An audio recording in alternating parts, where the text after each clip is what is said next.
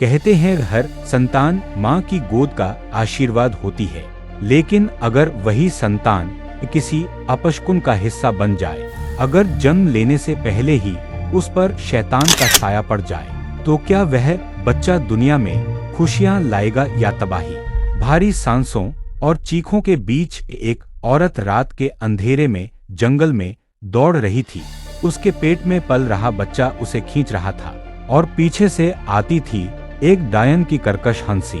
वो बच्चा मेरा है, तू चाहे जितना भाग ले, उसका खून मेरे नाम लिखा जा चुका है। लाल चांद की रात थी। गांव के लोग अपने घरों में दरवाजे खिड़कियां बंद करके बैठे थे। बाहर सिर्फ हवा की सनसनाहट और दूर से आती कुत्तों की हुआन हुआन सुनाई दे रही थी।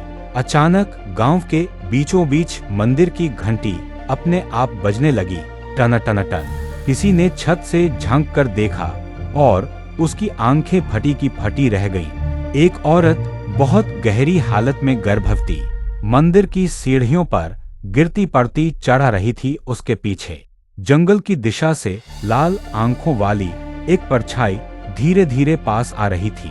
दोस्तों, स्वागत है आपका खौफ और रहस्य की उस दुनिया में, जहां हर कहानी आपके दिल की धड़कनें तेज कर देगी। यह है गाभवाती, एक शापित संतान। आइए शुरू करते हैं। गांव का नाम था बरगवपुर। एक छोटा सा गांव, चारों ओर घना जंगल और बीच में एक प्राचीन शिव मंदिर। लोग मानते थे कि यह मंदिर ही गांव की रक्षा करता है। बरगवपुर में रहती थी सावित्री, एक सीधी सादी भोली औरत, जिसकी शादी हुई थी राघव से। शादी के 5 साल तक उनकी कोई संतान नहीं हुई थी। पूरा परिवार चिंतित था, लेकिन सावित्री हमेशा भगवान पर विश्वास रखती थी। एक दिन सावित्री ने शिव मंदिर में मन्नत मांगी, भोलेनाथ, मुझे संतान चाहिए, मेरी गोद भर दीजिए, चाहे कैसी भी परीक्षा हो, मैं सह लूंगी, बस माँ बनने का सुख दे दीजिए। उस रात सावित्री ने एक सपना देखा। सपने में एक लाल चांद चमक रहा था और एक बूढ़ी औरत, लंबे बाल, झुर्रियों से भरा चेहरा और लाल आंखें लेकर उसके सामने खड़ी थी। उसने हंसते हुए कहा, तेरी गोद तो भरेगी, पर याद रख, जो बच्चा जन्म लेगा उसका खून मेरे नाम लिखा है। सावित्री चौंक कर उठ बैठी। उसने सोचा ये सिर्फ एक बुरा सपना है, लेकिन उसी महीने सावित्री ने महसूस किया कि वह गर्भवती है। गांव में यह खुशखबरी फैलते ही सब खुश हुए, लेकिन धीरे धीरे अजीब घटनाएं होने लगी। रात के वक्त सावित्री को लगता कोई उसकी खिड़की के बाहर खड़ा है। उसके कमरे में अचानक मिट्टी और राख जैसी गंध फैल जाती। वह अक्सर देखती कि कोई औरत काले कपड़ों में दूर से उसे घूर रही है। राघव इन बातों को उसकी वहम समझता था, लेकिन सावित्री का डर दिन बदिन बढ़ता जा रहा था। गर्भ का 7वां महीना था। उस रात आकाश में लाल चांद निकला। गांव के बुजुर्ग कहते थे कि लाल चांद अपशकुन होता है। उस रात कोई भी बाहर नहीं निकलता, मगर सावित्री को अचानक तेज दर्द उठा। वह कराहते हुए राघव से बोली, राघव, मुझे लगता है बच्चा अभी अभी आने वाला है। राघव घबरा गया। गांव में दाई, प्रसव कराने वाली औरत बुलाने के लिए वह बाहर भागा, लेकिन बाहर पूरा गांव सन्नाटे में डूबा था। सावित्री दर्द से चीख रही थी। तभी खिड़की से उसने देखा, वही लाल आंखों वाली औरत जो उसके सपनों में आती थी, इस बार सचमुच खड़ी थी। उस औरत ने खिड़की पर हाथ रखा और धीमे से कहा, मैंने कहा था न, ये बच्चा मेरा है। सावित्री चीख उठी और कमरे में दिए अपने आप बुझ गए। दूसरे दिन गांव वालों ने सुना कि मंदिर की घंटी रात भर बजती रही। कुछ लोगों ने यहाँ तक कहा कि उन्होंने मंदिर की सीढ़ियों पर सावित्री को खून से लथपथ भागते देखा और उसके पीछे एक औरत थी जिसकी आंखें अंगारों की तरह जल रही थी। लेकिन सुबह जब लोग इकट्ठा होकर मंदिर पहुंचे तो वहां सिर्फ राख और खून के धब्बे थे। सावित्री और राघव दोनों गायब थे। गांव में तरह तरह की बातें फैलने लगी। किसी ने कहा सावित्री को डायन उठा ले गई, किसी ने कहा उसका बच्चा शापित था, इसलिए देवता ने उसे अपने पास बुला लिया। लेकिन एक बात सबको डराने लगी। उस रात के बाद गांव के बच्चों में से कई बीमार पड़ने लगे और हर बीमार बच्चे की मां ने कसम खाकर कहा, रात में मैंने खिड़की से लाल आंखों वाली औरत को देखा। वो कह रही थी, बच्चा मेरा है। बरगवपुर गांव धीरे धीरे खामोशियों में डूबने लगा था। उस रात की घटना ने सबके दिलों में ऐसा डर बिठा दिया कि कोई भी अंधेरा होते ही घर से बाहर निकलने की हिम्मत नहीं करता था। मंदिर में रोज दिया जलाने वाले पुजारी तक ने कहना शुरू कर दिया था कि अब देवताओं का आशीर्वाद गांव से उठ चुका है। लोग विस्पद आवाज में एक ही नाम बोलते, सावित्री। राघव का कोई पता नहीं चला। किसी ने कहा कि उसने अपनी पत्नी और बच्चे की रक्षा करने की कोशिश की, मगर वही लाल आंखों वाली डायन उसे भी अपने साथ ले गई। किसी का मानना था कि राघव अब भी जिंदा है और जंगल में भटक रहा है, उस बच्चे की तलाश में जो अभी जन्म भी नहीं ले पाया। दिन बीतते गए। सावित्री की सास, एक बूढ़ी औरत, रोज घर के बाहर चौखट पर दीपक जलाकर अपनी बहू और बेटे की सलामती की प्रार्थना करती, लेकिन हर रात उस दीपक की लौ अपने आप। एक दिन गांव की ही एक औरत जिसका नाम था जमुना, अपने नवजात बच्चे के साथ सो रही थी। आधी रात को उसे लगा जैसे किसी ने उसके बच्चे को उसकी बाहों से खींच लिया। आंखें खुली तो सामने वही लाल उसका गला सूख गया। वह चीख भी न पाई। सुबह जब लोग उसके घर पहुंचे तो बच्चा गायब था और जमुना पागलों की तरह बड़बड़ा रही थी। वो कह रही थी, बच्चा मेरा है। गांव के लोग अब समझ चुके थे कि यह कोई साधारण चुड़ैल नहीं है, यह वही शक्ति थी जिसने सावित्री और उसके गर्भ में पल रही संतान को अपना निशाना बनाया था। बरगवपुर के बुजुर्ग एक जगह इकट्ठा हुए। उनमें सबसे बड़ा था हरिदास, जिसने अपनी जवानी में तंत्र मंत्र और शाप की कई घटनाएं लाल चांद की डायन है। इसे बरसों पहले इसी गांव की औरतों ने मिलकर जिंदा जला दिया था। कहते हैं उसने गर्भवती औरतों पर श्राप दिया था कि उसकी मौत के बाद भी उसका साया उनकी संतान पर मंडराएगा। सावित्री ने शायद उसी श्राप की जकड़न को छू लिया। गांव में डर का माहौल था। लोग अपने बच्चों को छिपाकर रखते, मगर रात में अक्सर दरवाजों और खिड़कियों पर लंबी लंबी खरोंचें मिलती, जैसे कोई बाहर से अपने नुकीले नाखून घिस रहा हो। बीच एक रात सावित्री का भाई विजय अचानक गांव लौटा। वह शहर में नौकरी करता था। उसने आते ही पूरे गांव को हिलाकर रख दिया। उसकी आंखें लाल थी, चेहरे पर अजीब थकान और बेचैनी थी। उसने कहा, मैंने अपनी बहन को देखा है, वो जिंदा है, जंगल के उस पार वाली कुटिया में। लोगों ने पहले उसकी बात पर विश्वास नहीं किया, मगर विजय की जिद थी। उसने कहा कि सावित्री एक झोपड़ी में बंद है और उसके साथ एक बच्चा भी है, लेकिन वो बच्चा सामान्य नहीं है। उसकी आंखें खून की तरह लाल हैं और रात में वह डरावनी आवाजें निकालता है। गांव के कुछ नौजवानों ने विजय के साथ जाने का निश्चय किया, लेकिन रास्ता आसान नहीं था। लाल चांद की रात थी और जंगल में हवा ऐसी सनसनाहट कर रही थी जैसे हजारों आत्माएं कराह रही हों। जैसे ही वे कुटिया के पास पहुंचे, उन्हें अंदर से एक औरत की चीख सुनाई दी। वह सावित्री की आवाज थी। विजय दौड़कर दरवाजा तोड़ने लगा। अंदर का नजारा देखकर सबके पैरों तले जमीन खिसक गई। सावित्री फर्श पर जंजीरों से बंधी पड़ी थी। उसका चेहरा पीला और थका हुआ था, लेकिन उसकी आंखों में अब भी मातृत्व की चमक थी। उसके बगल में झूले जैसा पालना रखा था, जिसमें एक नवजात बच्चा लेटा था, लेकिन वह बच्चा रो नहीं रहा था, बल्कि किसी बड़े इंसान की तरह हंस रहा था। उसकी हंसी से कमरे की दीवारें कांप रही थीं। अचानक उस बच्चे की आंखें खुली और वे लाल थीं, चमकदार, खून से भरी हुई आंखें। विजय आगे बढ़ा ही था कि पीछे से दरवाजा जोर से बंद हो गया। अंधेरे में वही डायन प्रकट हुई। उसके लंबे सफेद बाल फर्श पर घिसट रहे थे और चेहरा जलने से काला पड़ा था। उसने कर्कश आवाज में कहा, ये बच्चा मेरा है, ये मेरा उत्तराधिकारी है। तुम सबको इसकी रक्षा करनी होगी, वरना इसका पहला रोना ही इस गांव को तबाह कर देगा।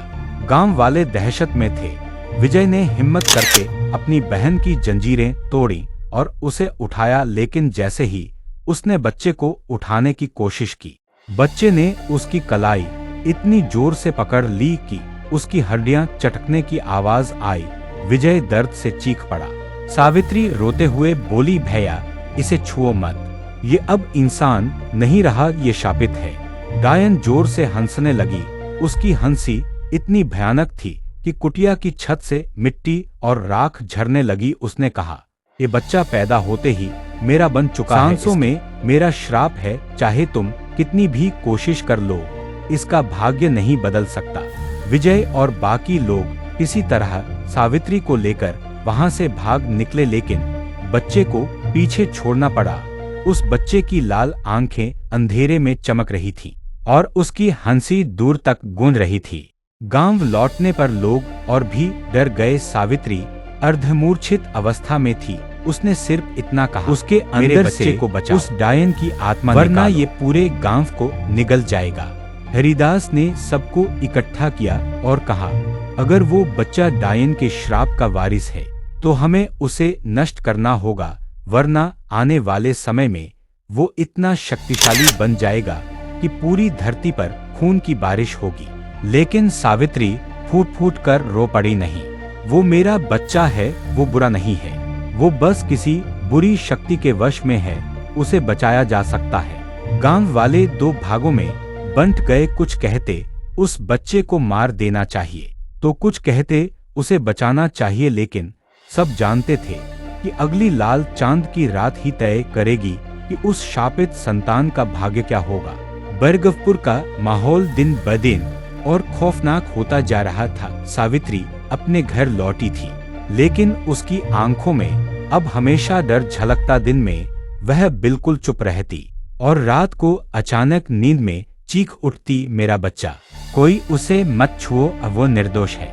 गांव की औरतें उससे दूर भागने लगी थीं। वे कहती कि सावित्री के पास बैठने से ही अजीब बेचैनी महसूस होती है।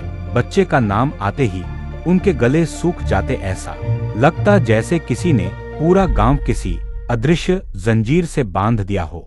विजय अब भी अपनी बहन को बचाने की कोशिश में था। उसने हरिदास बाबा से कहा, बाबा हमें कुछ करना होगा, हम उस बच्चे को यूं ही डायन के हवाले नहीं छोड़ सकते। हरिदास की आंखें गहरी चिंता से भरी थीं। उसने कहा, लाल चांद फिर से निकलने वाला है। उस रात अगर हम कुछ न कर सके तो वो बच्चा हमेशा के लिए शैतान की औलाद बन जाएगा। विजय ने पूछा, लेकिन क्या कोई उपाय है? हरिदास ने जवाब दिया, उपाय है, पर आसान नहीं। उस बच्चे को मंदिर के गर्भगृह में लाकर विशेष अनुष्ठान करना होगा। उसमें 7 मंत्रों की अग्नि प्रज्वलित करनी होगी और तभी डायन का असर उससे हटेगा। लेकिन सावधान, अनुष्ठान के दौरान डायन अपनी पूरी शक्ति से उसे बचाने आएगी। विजय ने दृढ़ स्वर में कहा, मैं अपनी बहन के बच्चे को बचाकर रहूंगा, चाहे मुझे अपनी जान ही क्यों न देनी पड़े। लाल चांद की रात नजदीक आ रही थी। पूरा गांव बेचैनी में डूबा था। लोग दरवाजों पर नींबू मिर्च लटकाते, झाड़ फूंक करवाते, लेकिन भीतर से सब जानते थे कि यह किसी काम का नहीं। आधी रात को जंगल से फिर वही हंसी गूंजी, लंबी डरावनी चीरती हुई। गांव के कुत्ते पागलों की तरह भौंकने लगे और हवा में राख की गंध फैल गई। विजय और 4-5 नौजवान चुपचाप मशाल लेकर जंगल की तरफ बढ़े। सावित्री भी पीछे पीछे चल पड़ी। उसकी आंखों में आंसू थे, लेकिन हिम्मत भी वह बुदबुदाती रही, मेरा बच्चा बुरा नहीं है, मैं माँ हूँ, मुझे विश्वास है। जंगल में पहुँचते ही उन्हें वह कुटिया दिखी। दरवाजा आधा खुला था और भीतर से बच्चे की अजीब हंसी की गूंज आ रही थी। मशाल की रोशनी में सबने देखा, बच्चा झूले में बैठा था, लेकिन उसका शरीर सामान्य नवजात जैसा नहीं था। उसकी त्वचा काली पड़ चुकी थी और उसकी उंगलियां असामान्य रूप से लंबी थी। सावित्री दौड़कर बच्चे को उठाने लगी, लेकिन तभी अचानक अंधेरा छा गया। मशालें बुझ गईं, चारों ओर सिर्फ लाल रोशनी फैली और डायन उनके सामने आ खड़ी हुई। उसके चेहरे पर खून की धारें बह रही थी और उसकी लाल आंखें आग की तरह चमक रही थीं। उसने चीखते हुए कहा, तुम लोग इसे मुझसे छीन नहीं सकते, ये शापित संतान मेरी है। विजय ने तलवार जैसी लोहे की छड़ी उठाई और उसकी तरफ बढ़ा। तू चाहे कितनी भी ताकतवर क्यों ना हो, ये बच्चा इंसान की कोख से जन्मा है, इसे इंसान ही रहना चाहिए। डायन हंसते हुए बोली, तो आओ देखो, इंसान और श्राप के बीच की लड़ाई में कौन जीतता है। बच्चा अचानक जोर जोर से रोने लगा, लेकिन उसकी रोने की आवाज सामान्य नहीं थी, वह किसी शंख की गूंज की तरह पूरे जंगल में फैल गई। पेड़ कांपने लगे, पत्तियां झड़ने लगी और आसमान में लाल चांद और चमकदार हो गया। हरिदास ने मंत्र पढ़ना शुरू किया, ओम नमः काल भैरवाय। उसकी आवाज भारी और गूंजदार थी, चारों तरफ धुआं फैलने लगा। डायन चीखकर आगे बढ़ी और एक एक नौजवान को हवा में पटकने लगी, उनकी हड्डियां चटकने लगी, खून बहने लगा। विजय ने मशाल उठाकर डायन के चेहरे पर फेंकी, लेकिन वह आग तुरंत बुझ गई। सावित्री बच्चे को सीने से लगाए बैठी रही, उसकी आंखों से आंसू बह रहे थे। उसने प्रार्थना की, भोलेनाथ, ये मेरी कोख का फल है, इसे बचा लो। अचानक बच्चे का रोना बंद हो गया। उसने अपनी माँ की आंखों में देखा और पहली बार मुस्कुराया। उस मुस्कान में मासूमियत थी, लेकिन उसी पल डायन चीख उठी, नहीं, इसे मत छुड़ाओ, ये मेरा है। विजय ने पूरी ताकत से हरिदास का मंत्र दोहराया और लोहे की छड़ी को आग में जलाकर डायन की तरफ दौड़ा। डायन ने उसे रोकने की कोशिश की, मगर छड़ी सीधे उसके सीने में धंस गई। वह आग की लपटों में चीखते हुए तड़पने लगी। उसकी आवाज इतनी भयानक थी कि जंगल की चिड़ियां आसमान से गिरने लगीं। कुछ ही पलों में उसका शरीर राख बन गया, लेकिन उसी क्षण बच्चे ने जोर से चीख मारी और उसकी आंखों से खून के आंसू बहने लगे। सावित्री घबराकर उसे और कसकर सीने से चिपटा लिया। हरिदास ने कहा, डायन की आत्मा तो राख हो गई, लेकिन श्राप अभी भी इस बच्चे में है। असली परीक्षा तो अब शुरू होगी। बरगवपुर की वह रात किसी के लिए भी सामान्य नहीं थी। जंगल में फैली राख की गंध अब भी हवा में तैर रही थी। हर किसी के कानों में डायन की चीख गूंज रही थी। लोग सोच रहे थे कि खतरा टल गया, लेकिन असल डर तो अब शुरू हुआ था। सावित्री बच्चे को लेकर घर लौटी। उसकी गोद में बच्चा शांत पड़ा था, मानो सब कुछ भूल गया हो, मगर उसकी आंखों में अब भी हल्की लाल चमक तैर रही थी। सावित्री ने उसे चूमते हुए कहा, तू मेरा बेटा है, मैं तुझे कभी किसी के हवाले नहीं करूंगी। गांव वाले धीरे धीरे इकट्ठा होने लगे। कोई बच्चे की ओर देखता तो कांप उठता, कोई कहता, इसे अभी खत्म करो, ये बड़ा होकर हमारा सर्वनाश करेगा। पर सावित्री सीना तानकर खड़ी हो गई। जिसने 9 महीने तक इसे अपनी कोख में पाला है, वो इसे मरते हुए नहीं देख सकती, ये मेरी जान है। हरिदास बाबा की आंखें गहरी चिंता से भरी थीं। उन्होंने कहा, माँ का दिल सही हो सकता है, मगर श्राप का असर दिल की भावनाओं से नहीं मिटता। आने वाली लाल चांद की रात इस गांव की किस्मत तय करेगी। तब तक इसे मंदिर के पास रखना होगा। मंदिर के गर्भगृह में एक विशेष कक्ष था, जहां प्राचीन काल से तंत्र मंत्र की रक्षा के लिए यज्ञ किए जाते थे। वहीं बच्चे को रखा गया। सावित्री ने रात दिन वहीं रहने का प्रण लिया। दिन बीतने लगे। शुरू में बच्चा सामान्य दिखता था। वह कभी कभी हंसता, रोता, माँ की उंगली पकड़कर सो जाता, लेकिन जैसे जैसे पूर्णिमा नजदीक आने लगी, उसकी हरकतें अजीब होने लगी। कभी वह बिना वजह हंसता और उसके साथ ही मंदिर की घंटी अपने आप बज उठती। कभी उसके रोने की आवाज से मिट्टी के बर्तन खुद बखुद टूट जाते। एक बार तो ऐसा हुआ कि वह मुस्कुराया और दीवार पर उसकी परछाई माँ की गोद में बच्चे की नहीं, बल्कि किसी विशालकाय दानव की दिखी। सावित्री का दिल दहल गया। उसने बच्चे को कसकर पकड़ लिया। आंसू बहते हुए उसने कहा, नहीं, तू मेरा बेटा है, तू बुरा नहीं हो सकता, ये सब माया है। लेकिन गांव वाले अब और सहन नहीं कर पा रहे थे। उनका कहना था कि हर बार जब बच्चा हंसता या रोता, किसी ना किसी घर में मुसीबत आ जाती, कभी किसी की गाय मर जाती, कभी कोई बच्चा बीमार पड़ जाता, कभी किसी के घर अचानक आग लग जाती। गांव की चौपाल में सब इकट्ठा हुए। बुजुर्गों ने कहा, ये बच्चा हमारी तबाही है, इसे अगर जिंदा रखा गया तो पूरा बैरगवपुर नष्ट हो जाएगा। विजय ने बीच में खड़े होकर विरोध किया, नहीं, हम इसे मार नहीं सकते, हमने डायन को हराकर इसे छुड़ाया है, हमें अब भी उम्मीद रखनी होगी। हरिदास बाबा चुपचाप सुनते रहे। फिर उन्होंने कहा, श्राप को मिटाने का एक ही उपाय है, बच्चे को पवित्र अग्नि में स्नान कराना होगा। अगर वह सचमुच निर्दोष है तो अग्नि उसे कोई नुकसान नहीं पहुंचाएगी, लेकिन अगर वह श्रापित है तो अग्नि उसे भस्म कर देगी। सावित्री ने कांपती आवाज में कहा, नहीं, मैं ये परीक्षा नहीं दूंगी। मेरी कोख का टुकड़ा आग में कैसे डाल दूं? ये कैसी परंपरा है, कैसी इंसानियत। गांव वालों की आंखों में डर गहरा होता जा रहा था। वे कहते, अगर आज नहीं किया तो कल देर हो जाएगी। उसी रात गांव में अजीब घटनाएं होने लगीं। अचानक आसमान में बिजली कड़कने लगी, जबकि बादल थे ही नहीं, कुएं का पानी लाल हो गया और मंदिर की छत पर खून से लिखे अक्षर उभरे, मेरा बेटा मेरा वारिस। लोगों का दिल दहल गया। सब समझ गए कि डायन का श्राप अभी भी जीवित है। सावित्री बच्चे को लेकर मंदिर से भाग गई। वह रोते हुए बोली, मैं किसी को अपना बच्चा नहीं दूंगी, ये मेरा है। वह अंधेरे जंगल की ओर भागी। विजय और हरिदास उसके पीछे दौड़े। उन्होंने चिल्लाकर कहा, सावित्री, पागल मत बनो, अगर इसे सही समय पर अनुष्ठान से मुक्त नहीं किया गया तो ये डायन का रूप ले लेगा। लेकिन सावित्री सुनने को तैयार नहीं थी। उसके आंसू उसके चेहरे पर बह रहे थे। वह बस अपने बच्चे को सीने से लगाए दौड़ रही थी। अचानक जंगल में वही लाल रोशनी फैल गई, हवा तेज हो गई और पेड़ कांपने लगे। बच्चे ने अपनी लाल आंखें खोल दी और जोर से चीख मारी। उस चीख से जंगल की शाखाएं टूट टूट कर गिरने लगी। विजय और हरिदास जमीन पर गिर पड़े। सावित्री ने डर से बच्चे को देखा।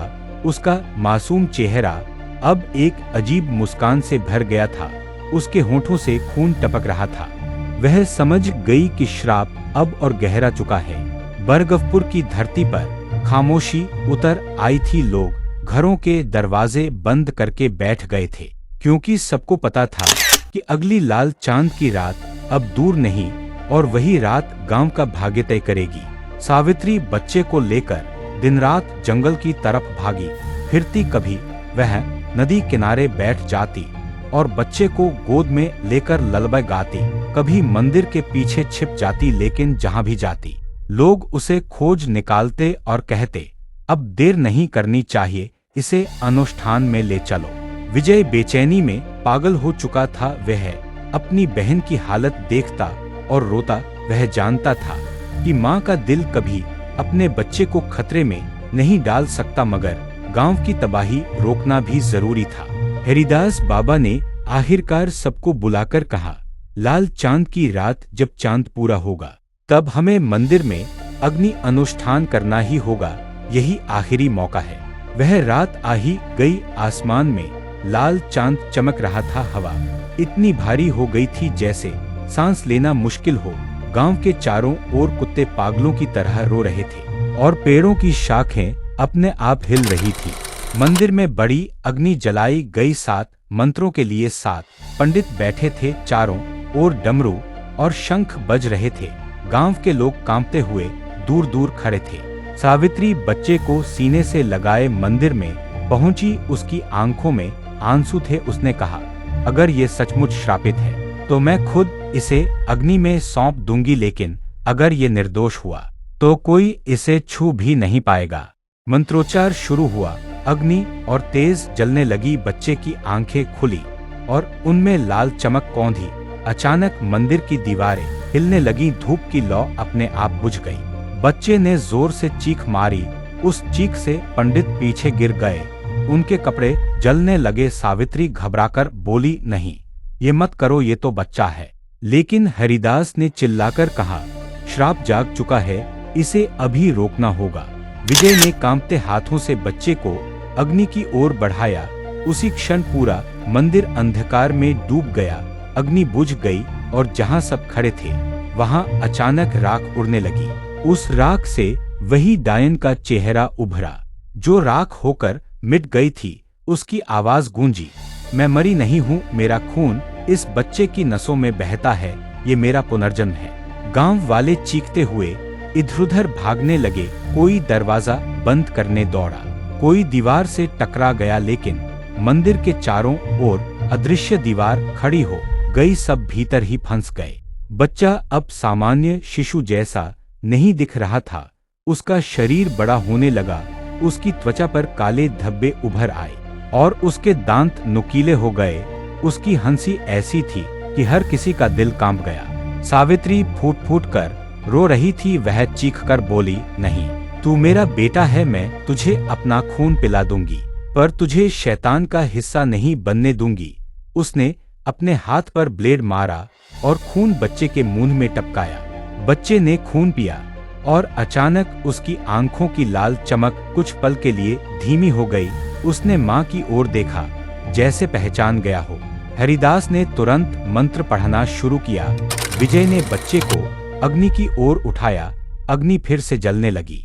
डायन चीखकर सामने आई और बोली, अगर इसे अग्नि में डाला तो पूरा गांव भस्म हो जाएगा। सोच लो, एक बच्चा या पूरा बरगवपुर। लोगों का दिल दहल गया। सब चिल्लाने लगे, रुको, मत करो। लेकिन विजय कांपते हुए बोला, अगर ये हमारी तबाही है तो इसे अभी खत्म करना होगा। सावित्री ने अपने बच्चे को कसकर पकड़ लिया।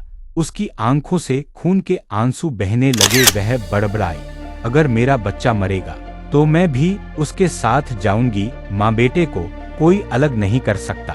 उसने बच्चे को सीने से चिपकाया और खुद आग की ओर छलांग लगाने लगी। सावित्री बच्चे को सीने से लगाए अग्नि की ओर छलांग लगाने ही वाली थी कि अचानक पूरा मंदिर कांप उठा। अग्नि की लपटें आसमान तक पहुंच गईं। लाल चांद इतना पास आ गया मानो धरती को छू लेगा। डायन का चेहरा राख से बनकर चारों ओर फैल गया। उसकी आवाज गूंजी, ये बच्चा मेरा है, इसका खून मेरा है, इसकी सांसें मेरी हैं। सावित्री ने आंसू भरी आंखों से आसमान की ओर देखा और चिल्लाई, भोलेनाथ, अगर आपने मुझे माँ बनाया है तो मेरी ममता को ताकत दीजिए, मेरी संतान को श्राप से मुक्त कर दीजिए, मैं इसे खो नहीं सकती। अचानक मंदिर की घंटियां अपने आप बज उठी। पूरा वातावरण कांपने लगा। बच्चे की लाल आंखें धीरे धीरे सफेद होने लगी। उसका रोना सामान्य बच्चे जैसा हो गया। डायन दर्द से चीख उठी, नहीं, ये नहीं हो सकता, मैंने इसे अपना बनाया था। वह राख से बनकर सावित्री की ओर झपटी, मगर तभी अग्नि की लपटें भड़क उठी और उसकी राख आग में समा गई। उसकी चीख इतनी भयानक थी कि लगा पूरा आसमान फट जाएगा। अग्नि के शांत होते ही मंदिर में गहरी खामोशी छा गई। बच्चे की सांसें धीमी थीं, मगर वह माँ की गोद में सुरक्षित था। उसकी आंखें अब मासूम और निर्दोष दिख रही थी। गांव वाले कांपते हुए पास आए। विजय की आंखों से आंसू बह रहे थे। उसने कहा, बहन, तूने असंभव को संभव कर दिया। तूने अपनी ममता से शैतान का श्राप मिटा दिया। सावित्री थकी हुई जमीन पर बैठ गई। उसने अपने बच्चे को चूमते हुए कहा, ये अब मेरा बेटा है, सिर्फ मेरा, कोई इसे मुझसे छीन नहीं सकता। हरिदास बाबा ने आकाश की ओर देखा। लाल चांद धीरे धीरे फीका पड़ने लगा। आसमान में उजाला लौट आया। उन्होंने कहा, आज माँ की ममता ने श्राप को हरा दिया। गांव के लोग धीरे धीरे शांत होने लगे। मंदिर में फिर से दीपक जल उठे, मगर सबके दिल में यह डर रह गया कि अगर कभी फिर से लाल चांद निकला तो क्या श्राप सचमुच पूरी तरह मिट जाएगा या फिर किसी नए रूप में लौट आएगा। सावित्री अपने बच्चे को लेकर मंदिर की सीढ़ियों पर बैठी थी। उसकी आंखों में थकान थी, मगर चेहरे पर संतोष। बच्चे ने पहली बार सामान्य मुस्कान दी और आंखें बंद कर सो गया। उस रात बरगवपुर गांव पर शांति उतर आई, लेकिन दूर जंगल से हल्की सी हंसी की गूंज अब भी सुनाई दी।